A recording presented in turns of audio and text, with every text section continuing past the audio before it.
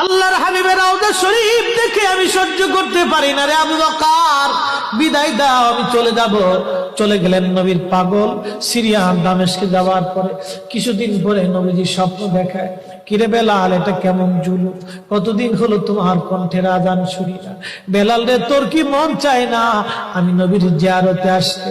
বেলাল আয়, আমি নবীর জিয়ারতে আয় রে বেলাল আয়, কতদিন হলো তোমার কণ্ঠের আজান শুনি না। স্বপ্ন যখন নবীজি দেখাইছে, এ মুসলমান, হযরতে বেলাল সুদূর সিরিয়ার দামেস্ক থেকে পাগলের মতো দৌড়াইলেন, পাগলের মতো ছুটে আসলেন। যখন মদিনাতে আসলেন তখন তাহাজ্জুদের সময় চলতেছিল। তাহাজ্জুদের সময় চলার সময় হযরত বেলাল রাদিয়াল্লাহু আনহু কাঠের জালি দিয়ে তখন রওজা শরীফ ঘিরে রাখা ছিল। ওই জালির পাশে বসে বসে জালির সঙ্গে মাথা ঠেকাইয়া নবীর পাগল বসে বসে গুনগুন গুনগুন করে কাঁদে আর বলে, হুজুর, আপনি আসতে বলেছিলেন, গোলাম এসে হাজির হয়েছে। নবী গো, আজান দিতে বলেছেন, আমি আজান দিলে আপনি আগে নামাজ আসতেন, এখন আজান দিলে কি নবী আপনি নামাজে আসবেন? হুজুর, এখন আজান দিলে কি আপনি নবী নামাজে আসবেন? নতুন মুয়াজ্জিন আসছে আজান দেওয়ার জন্য, এসে দেখে নবীর মুয়াজ্জিন বেলাল কাঁদে। ডাক দেখে মদিনাবাসী, শুনছো, নবীর মুয়াজ্জিন ফিরে এসেছে, বেলাল আসছে, বেলাল ফিরে আসছে। এই কথা শোনার পরে সব সাহাবী ঘর থেকে বের হয়ে দৌড়ায় এসে দেখে বেলাল কাঁদে। সাহাবীরা বলে, বেলাল আজান দাও, কতদিন হলো তোমার কণ্ঠের আজান শুনি না। বেলাল আজান দাও, কতদিন হলো আজান শুনি না রে বেলাল। বেলাল বলে, সাহাবীরা রে, আমি আজান দিলে কি নবী নামাজ আসবে বলো? সালমান ফারসি রাদিয়াল্লাহু আনহু ডাক দেখে, সাহাবীরা, আমাদের কথায় বেলাল আজান দিবে না, তোমরা যাও দেখো হাসান আর হুসাইন দুইজন ঘরের মধ্যে আসেন। ইমাম হাসান হুসেন রাদিয়াল্লাহু আনহুমা যদি বলে তাহলে বেলাল অবশ্যই আজান দিবে। সালমান ফারসির পরামর্শে সাহাবীরা দৌড়ায় গেলেন। বর্তমান 7 নম্বর গেট বাবু সালাম বরাবর একটা মসজিদ আছে, মসজিদে আলী, এটাই ছিল হযরত ফাতেমা রাদিয়াল্লাহু আনহার বাড়ি। এই বাড়িতে দৌড়ে যাওয়ার পরে ইমাম হাসান হুসেইন রাদিয়াল্লাহু আনহুমা দুইজনকে নিয়ে আসা হলো। দুইজনকে নিয়ে আসার পরে হযরত ইমাম হাসানকে দেখতে আমার নবীর মতো দেখা যাইতো, চেহারাটা রাসূল করিমের চেহারার মতো ছিল। নাতি দৌহিত্র নানার চেহারা পেয়েছিলেন, ইমাম হুসাইনও নানার সুরত পেয়েছিলেন। দুই ভাই নানার সুরত পেয়েছিলেন। হযরতে বেলাল রওজা শরীফ থেকে উঠে হযরতে হাসানের বুকের মধ্যে মাথা ঠেকায় কাঁদতেছে, ইমাম হুসাইনের বুকের মধ্যে মাথা ঠেকায় কাঁদে। হযরত ইমাম হাসান ডাক দেখে, নানার মুয়াজ্জিন, কতদিন হলো তোমার কণ্ঠে আজান শুনি না, যেই কণ্ঠ দিয়া নানার আজান শুনাইতা, যাও গো ওই কণ্ঠ দিয়ে আমাদেরকেও আজান শোনাইয়া যাও। যখন হযরতে বেলাল ইমাম হাসান এই কথা বললেন, হযরতে বেলাল দৌড়ায় গেলেন। যেই বনু নাজ্জার গোত্রের মহিলা সাহাবীর ছাদের উপরে দাঁড়ায় বেলাল আজান দিত। আবু দাউদের 519 নম্বর হাদিসের মধ্যে আসছে, প্রত্যেক ফজরের নামাজের সুবহ সাদিকের আগে বেলাল দাঁড়াইতেন। দাঁড়ায় আজানের আগে বলতেন, আল্লাহুম্মা ইন্নী আহমাদুকা ওয়া নাস্তাঈনুকা আলা কুরাইশিন ইউকিমু দীনাক। প্রত্যেক ফজরের আজানের আগে এই দোয়াটা পড়ে বেলাল আজান শুরু করতেন।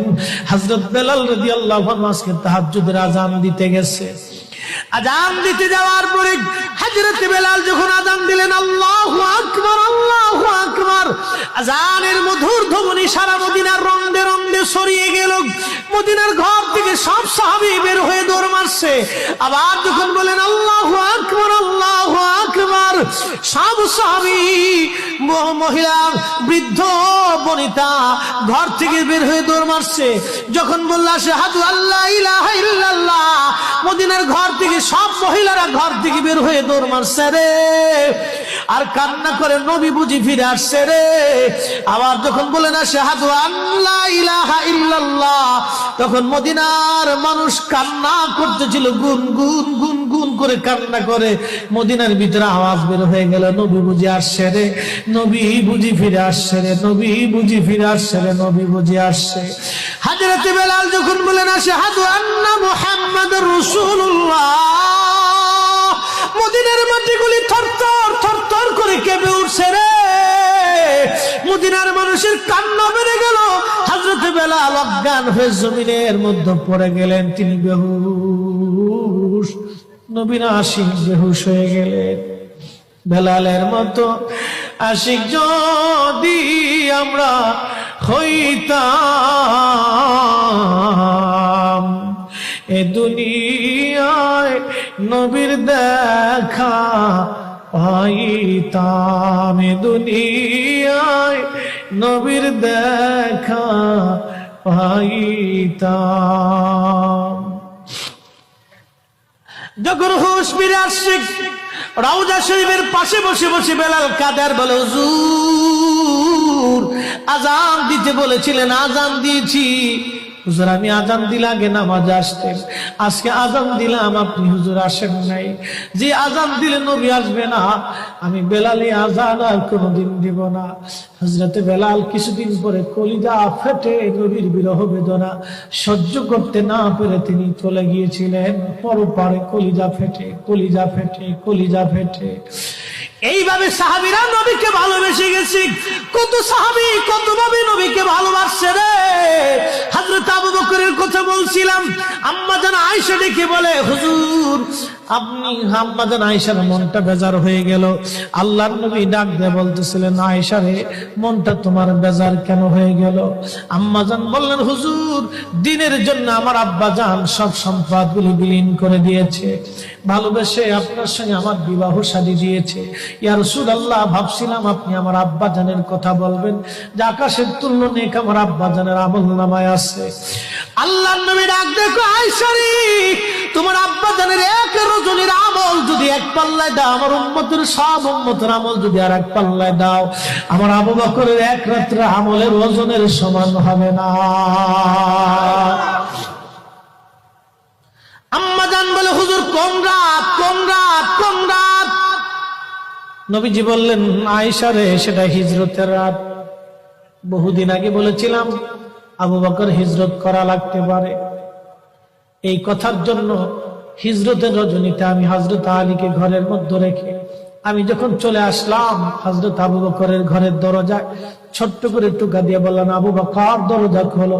সাথে সাথে দরজা খুলে গেল। জিজ্ঞেস করলাম, আবু বকর তুমি কি ঘুমাও নাই? আবু বকর ডেকে বলে, ইয়া নবী আল্লাহ বহুদিন আগে বলেছিলেন হিজরত করা লাগবে।